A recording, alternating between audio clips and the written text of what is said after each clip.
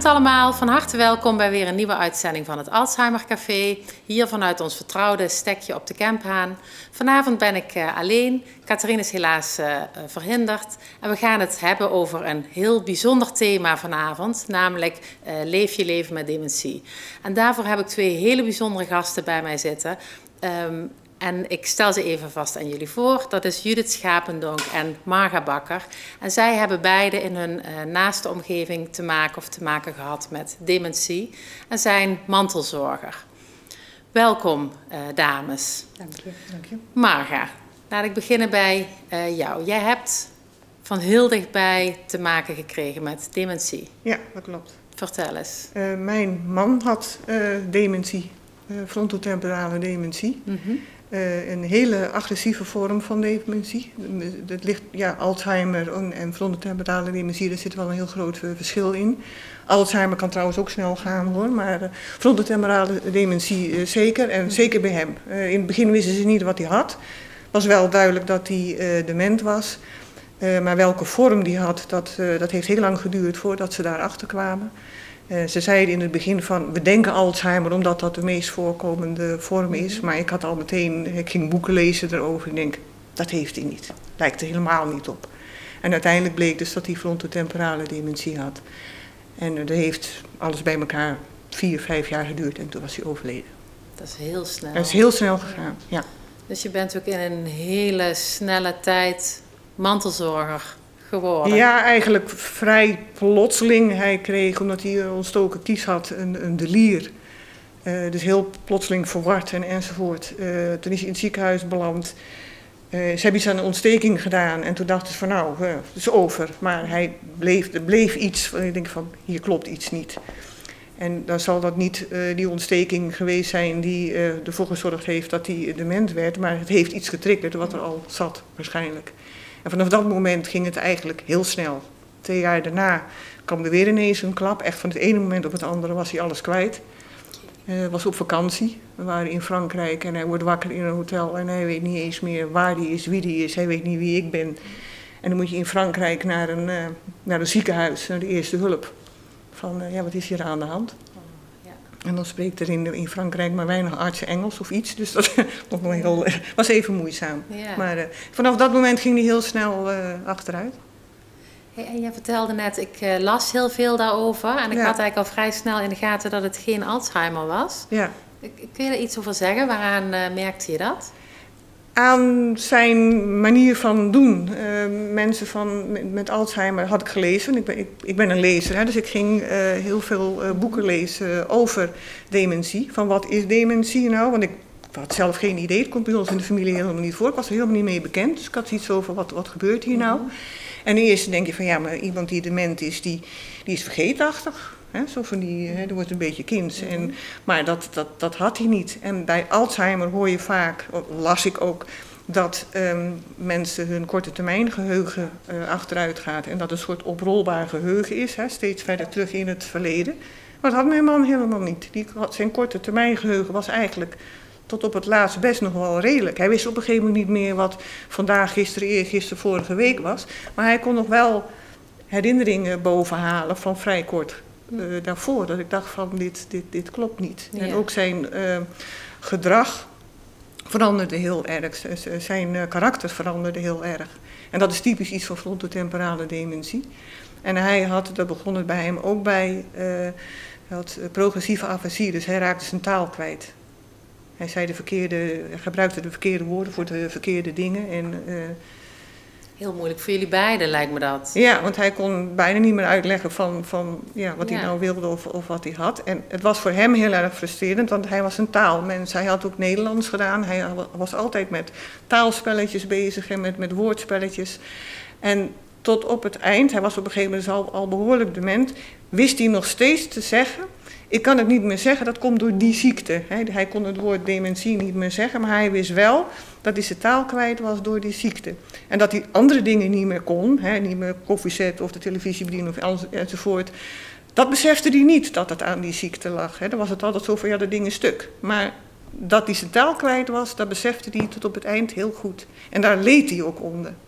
Dat kon je heel goed aan hem merken, dat hij daaronder leed. Ja.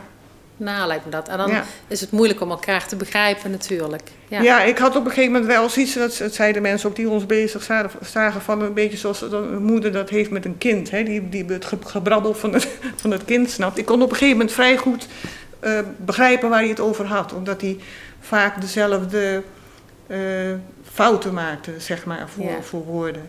En hij biljartte bijvoorbeeld heel graag. En hij had het over van allerhande balspellen behalve biljarten. Maar ik begreep op een gegeven moment wel dat hij het dan over biljarten had.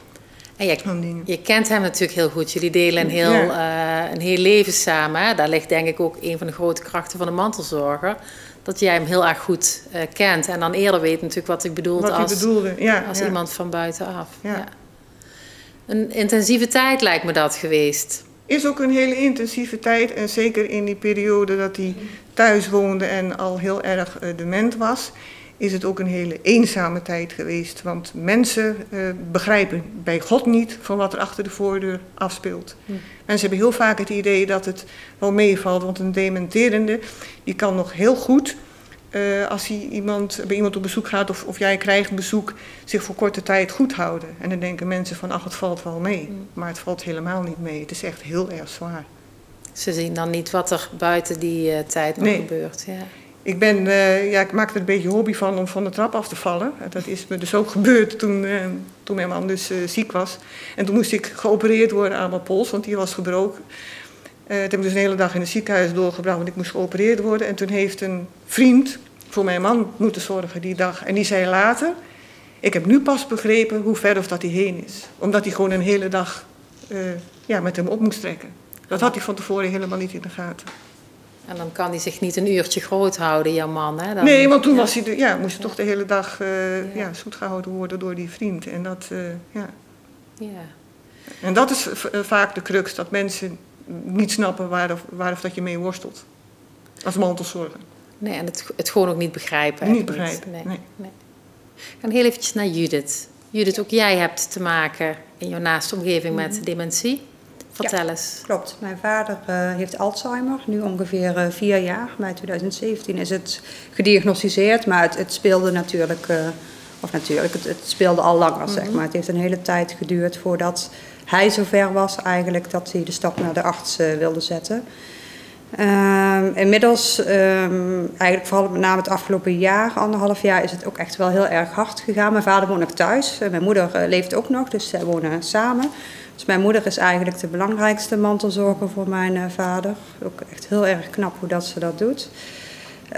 Maar het is inmiddels wel in het stadium dat mijn vader, dat het echt vergevorderd is. Dat hij niet meer goed weet wie die is. Hij weet wel nog ongeveer wie mijn moeder is.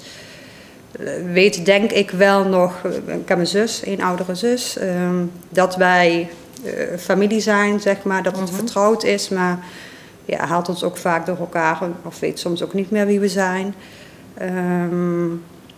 Dat is eigenlijk in een vrij korte tijd is dat wel eigenlijk het beeld van Alzheimer zoals je dat in een beginstadium kent. Inderdaad, juist dat korte termijn geheugen wat verstoord raakt. Het was bij mijn vader ook echt heel duidelijk dat hij sleutels kwijtraakte.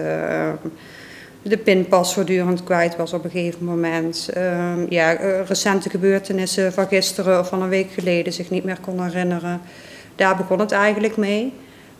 Op een gegeven moment ook regelmatig de weg kwijtraken in het verkeer. Ja, eigenlijk al die standaard dingen die je hoort bij mensen met Alzheimer, dat speelde bij hem ook. Dat is eigenlijk ook de druppel geweest dat hij op een gegeven moment wel naar de arts is gegaan. Dat hij was weg met de auto zelf, in het donker, buiten, in de winter, net als nu. En toen is hij verdwaald op een gegeven moment. En toen heeft hij uren rondgereden en uiteindelijk is hij wel thuis gekomen, gelukkig. En daar is hij toen zelf zo van geschrokken dat hij toen gezegd heeft, ja goed, er is echt wel iets aan de hand, we gaan naar de arts. Besefte hij toen al wel dat hij iets van dementie had? Ik denk dat hij wel besefte dat er iets echt niet goed was. En mijn moeder en mijn zus en ik hebben ook wel een aantal keer, wel vaak tegen hem gezegd dat wij ons zorgen maakten en ook waar wij aan dachten. Maar wat bij mijn vader, en ik denk dat dat bij alle mensen met welke vorm van dementie dan ook speelt, was natuurlijk ontzettend bang. Mijn oma is ook inmiddels een aantal jaar geleden overleden aan Alzheimer, maar die was op leeftijd, die was ruim 80 toen ze de diagnose kreeg. Mijn vader is nu 73, dus hij was 69 toen hij de diagnose kreeg. Is voor Alzheimer nog vrij jong. Dus hij was ook ontzettend bang, denk ik, om dit bevestigd te krijgen. En dat was in de eerste periode ook, vond ik het moeilijkste om te zien. Dat hij nog het besef had dat hij dit had, zeg maar. Dus dat hij de dingen niet meer wist en de dingen niet meer kon. En dat zaken zoals niet meer zelfstandig auto kunnen rijden of niet meer op de fiets naar het dorp kunnen fietsen zelfstandig. Dat wilde hij wel nog en dat deed hij soms ook nog. Hè. Dat wilden wij eigenlijk liever niet, maar je kon hem ook niet thuis opsluiten, zeg maar. En dat ging dan dus ook wel eens mis. Dat hij om 10:00 's ochtends de fiets pakte, hier naar Venray fietste, op het terras ging zitten en een biertje bestelde. Zonder portemonnee of iets bij zich. En dat ze daar op een gegeven moment eigenlijk wel vrij snel erachter kwamen van, maar dit is niet goed. En ja, gelukkig is hij toen ook thuisgebracht. Dus dat is hier in Venray wel, vind ik... Ik vind de ondernemers daar wel heel erg op gericht, zeg maar. Hij zat bij Tikkie anders op het terras en de eigenaar had ook wel vrij snel door van dit klopt niet. En uiteindelijk is hij dus ook thuisgebracht door iemand. Maar die periode vond ik wel echt heel erg heftig, ook voor mijn moeder. Om te zien dat mijn vader of haar man zoveel verdriet had, doordat hij zich besefte dat hij dit heeft. En hij was, inmiddels is hij daar niet meer, is hij te ver heen, zeg maar. Hij was heel erg bang voor wat er zou komen, zeg maar. En die angst, dat was wel echt heel erg heftig om bij hem te zien. Voor hemzelf en voor jullie als naasten natuurlijk ook. Ja, ook. Ja. En als mantelzorger, zeg maar, hè, waar heb jij zeg maar behoefte aan? Wat kan jou helpen? Ik denk het stukje wat Marga net noemde, dat herken ik heel erg. Dat mensen, waar ik behoefte aan heb, wat heel erg prettig is en wat gelukkig ook steeds meer wel gebeurt, is dat mensen langskomen en zien wat er speelt, zeg maar. Mm-hmm. Want dat is, ook vaak bij Alzheimer is vaak het beeld dat goed, vooral vergeetachtigheid is, mm-hmm. Maar er komen heel veel andere dingen. In ieder geval bij mijn vader ook bij kijken. Mijn vader heeft veel meer dan een heeft al een hele tijd fysieke problemen, wat er nu, ik denk ruim een jaar, bijna 1,5 jaar, iedere keer opnieuw voor zorgt dat hij ook een delier krijgt, inderdaad. Mm. En dan heb je het echt over heel veel onrust, verbale onrust, schelden, continu roepen, hallucinaties, inderdaad, denken dat het huis in brand staat. Ja, echt de meest bizarre dingen hebben we meegemaakt. En dat is voor mijn moeder ontzettend zwaar natuurlijk, om daar continu bij te zijn. Hij gaat wel 3 dagen in de week naar de zorgboerderij in Geisteren. Nou, dat is echt super. Dat is echt heel erg fijn. Er komt thuiszorg iedere dag. Maar continu voor iemand moeten zorgen die gewoon echt heel erg ziek is. En die ook nog qua gedrag heel erg veel vraagt. Ja, dat vraagt ontzettend veel van iemand. En dat zorgt er ook voor, dat wereldje van mijn moeder, met name. Voor mij is dat nog anders, want ik heb mijn eigen gezin en ik ben jong en ik heb mijn werk. En ik heb mijn andere dingen, zeg maar. Maar mijn moeder zit thuis continu bij mijn vader. Dus haar wereld wordt ontzettend klein. Ja. En mijn moeder is ook niet iemand die zelf heel snel om hulp vraagt. Dus dan ben je afhankelijk van mensen die zelf de stap zetten om langs te komen of om te bellen. Dus dat is met name, denk ik, waar ik ook als mantelzorger en mijn moeder ook, denk ik, en mijn zus wel behoefte aan hebben. Dat mensen interesse tonen en dat mensen langs durven te komen en niet bang zijn voor wat ze dan te zien krijgen. Want het is soms echt best wel heftig wat er dan speelt. Ja. Herken jij dat, Marga? Ja, dat herken ik zeker. En het is niet alleen de zorg die je hebt van zorgen voor iemand omdat hij hulp nodig heeft. Maar zeker als het je partner is het ook nog heel erg emotioneel. Want je bent iemand kwijt. En diegene is niet meer degene met wie je getrouwd was, waar je verliefd op bent geworden. En de hele karakter verandert. En je krijgt ook niks meer terug van diegene. Je krijgt geen genegenheid of liefde meer terug. Jij moet alleen maar geven. En dat is heel moeilijk. En dat doe je omdat je altijd een goede relatie hebt gehad. Je houdt zielsveel van elkaar en daarom ga je door. Maar eigenlijk zorg je niet meer voor de man waar je ooit verliefd op bent geworden. Dus heel iemand anders geworden. Ik hoorde jou net zeggen, dat vond ik wel heel tekenend, toen je man overleed kwam je voor de tweede keer in een rouwproces. Ja, eigenlijk zit je in een rouwproces, want dementie is eigenlijk, iemand verdwijnt terwijl die er nog is. Dat klinkt misschien raar, maar het is op een gegeven moment, vooral in het late stadium van dementie, is het eigenlijk alleen nog maar de buitenkant die je aan je man herinnert, maar de rest is er gewoon niet meer. Dus het is de herinnering. Heel af en toe komt nog iets van een glimp van, dat was hem weer even. Nou, dat was het dan. En dan, En daar moet je op teren, zeg maar. Ja. En verder, heb je eigenlijk geen keus, hè? Lijkt me zo... Nee, mantelzorg is een heel zwaar beroep eigenlijk. Hè? Dus het is fucking zwaar. Maar je hebt er niet voor gekozen. Je wordt er gewoon, je wordt voor een leven gehoord. Je krijgt dat in je schoot geworpen en je doet het maar. Terwijl je in het begin helemaal niet weet wat het is, wat je moet doen. Hè? Want je moet iemand met dementie heel anders benaderen en behandelen als iemand die dat niet heeft. En dat moet je allemaal leren. En dat gaat met vallen en opstaan. Je hebt veel gelezen daarover, zei je. Zijn er ook andere dingen die jou geholpen hebben daarin?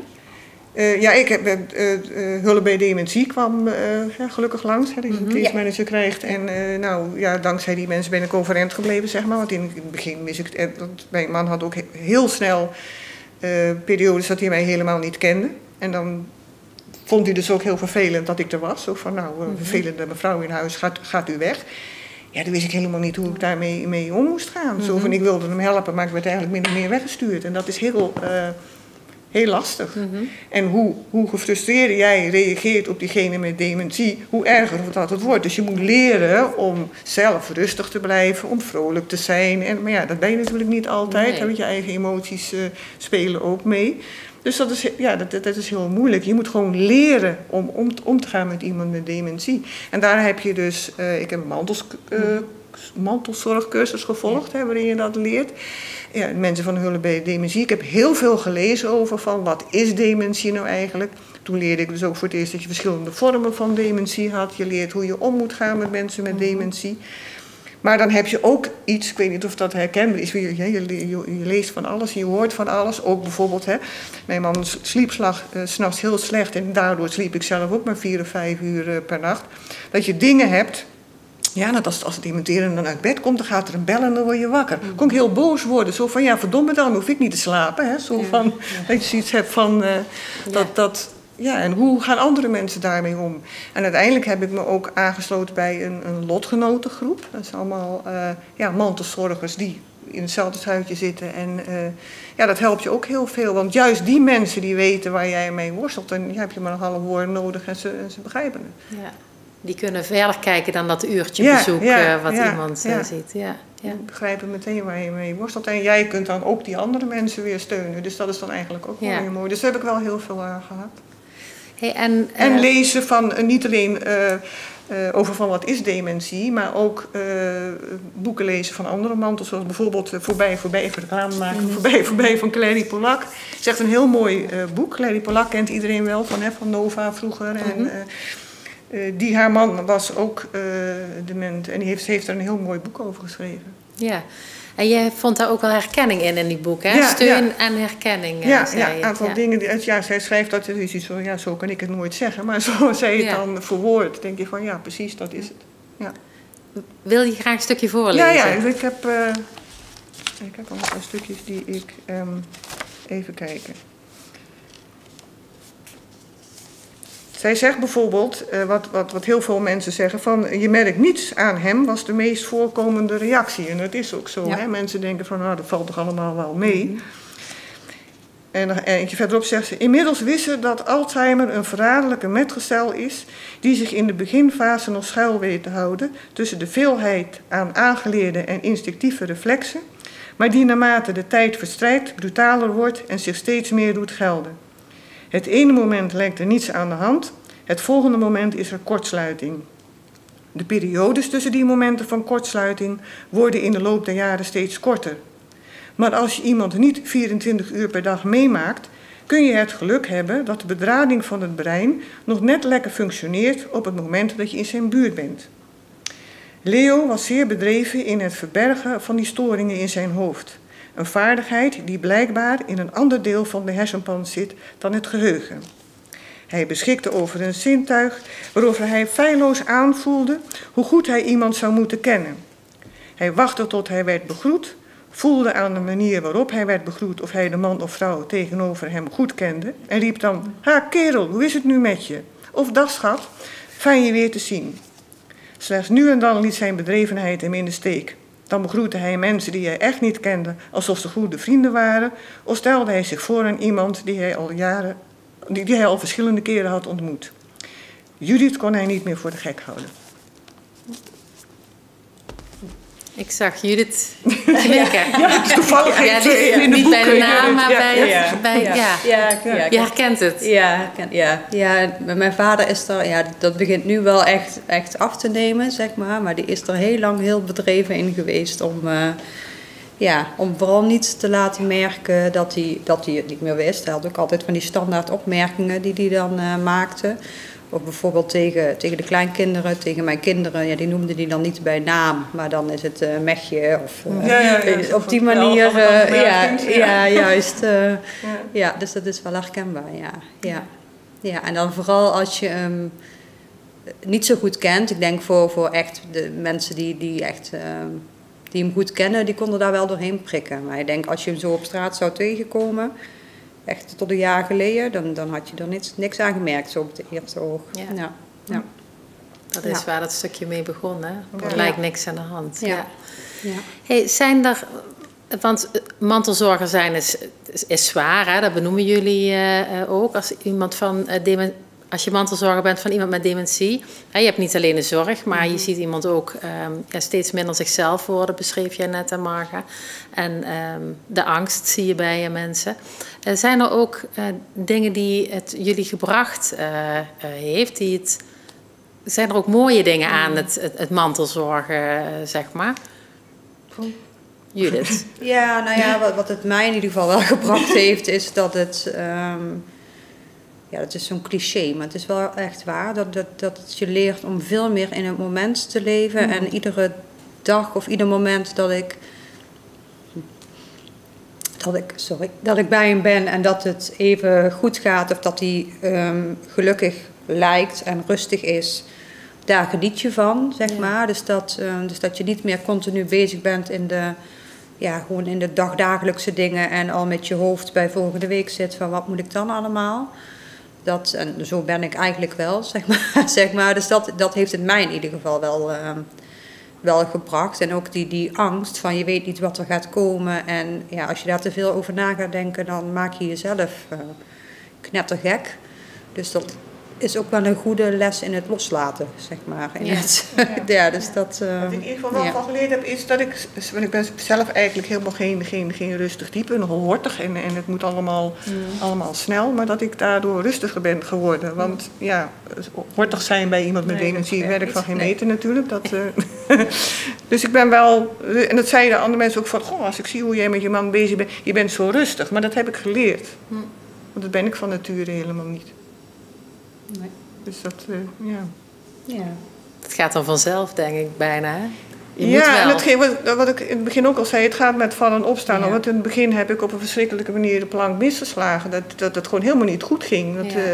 Dat door mijn reactie hij alleen maar bozer werd en nog minder van mij begreep. En wat ik ook geleerd heb is dat... je denkt van dat iemand dement wordt, van nou die takelt langzaam af, maar zo gaat het helemaal niet. Dat gaat met pieken en dalen. Het ene moment dan gaat het goed en het andere moment dan is het niks. En dat is ook met, mensen vroegen mij heel vaak van, herkent hij je nog alsof dat het belangrijkste is, zeg maar. Maar hij kon met het ene moment herkende hij me volstrekt niet en dat kon een aantal dagen duren, of een week. En dan ineens herkende hij me weer wel en dan was het echt een claim, zo van je gaat toch niet weg en je blijft toch voor me zorgen. En dan een paar dagen daarna en in het begin, toen de eerste paar keer dat gebeurde, schrik je daar verschrikkelijk van. Want je weet niet wat je overkomt. Het is ook heel emotioneel voor jezelf. Van verdorie, het moet nou een fiets hangen. Hè? Zo van, hij weet niet eens meer wie ik ben. En hoe moet ik daar nou... En op een gegeven moment leer je daar ook mee omgaan. Ja. Ook toen hij op een gegeven moment in het verpleeghuis zat, had hij dat ook. En het rare was, toen hij eenmaal in het verpleeghuis zat, En hij kende me niet. Accepteerde hij me wel. Want had zoiets zo van, nou, kon hij zeggen van, ja, een collega van jou. En ik denk, oh ja, collega, hè, iemand van de verpleging. Maar hij accepteerde mij dan wel als een verpleegster die hij wel om zich heen wilde hebben. Terwijl als hij mij thuis niet meer kende, moest ik oproepelen. Was ik... Ja, dus terwijl het ook jouw thuis is, hè? Heel moeilijk dan, ja.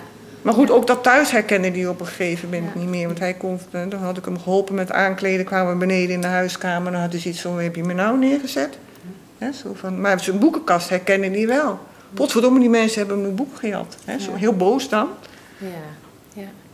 En als ik dat dan, ja, in het begin ging ik daar tegen in. Hè, zo van, je bent in je eigen huis. En dan... Ja, dan was hij mij kwijt. Juist misschien door die reacties van mij. En op een gegeven moment leer je om het spelletje, om het zo maar even te zeggen, mee te spelen. Dat klinkt misschien heel raar, maar dat brengt juist rust bij degene met dementie. Ja. Heel bijzonder dat jullie dit willen delen met ons allemaal. Wat ik eigenlijk vooral hoor is... wat mij in ieder geval wel raakte, is de eenzaamheid die jullie beschreven. En een beetje een oproep ook aan mensen van, goh, als je iemand kent die mantelzorger is van iemand met dementie, vraag eens, ga er eens heen, bel eens, maak eens contact. Dat vind ik denk ik een hele belangrijke boodschap. We zitten al aan de tijd, dus we moeten alweer afronden. Ik wil jullie heel erg hartelijk bedanken voor jullie openheid en voor dit fijne gesprek. En ik wens jullie een hele mooie toekomst. Ik hoop dat je nog lang van je vader, van de mooie momentjes kan genieten, zoals je ze net beschreef. En dan gaan wij afronden. Onze volgende uitzending is op 8 maart. En dan gaan we het hebben over heel wat anders, maar ook heel belangrijk. Hoe kun je het proces van dementie ondersteunen met hulpmiddelen? Hoe kun je het jezelf en de mantelzorger makkelijker maken? En dan gaan we in gesprek met mensen die daar meer over kunnen vertellen. Voor nu bedank ik jullie allemaal voor het kijken en ik zie jullie graag op 8 maart weer terug.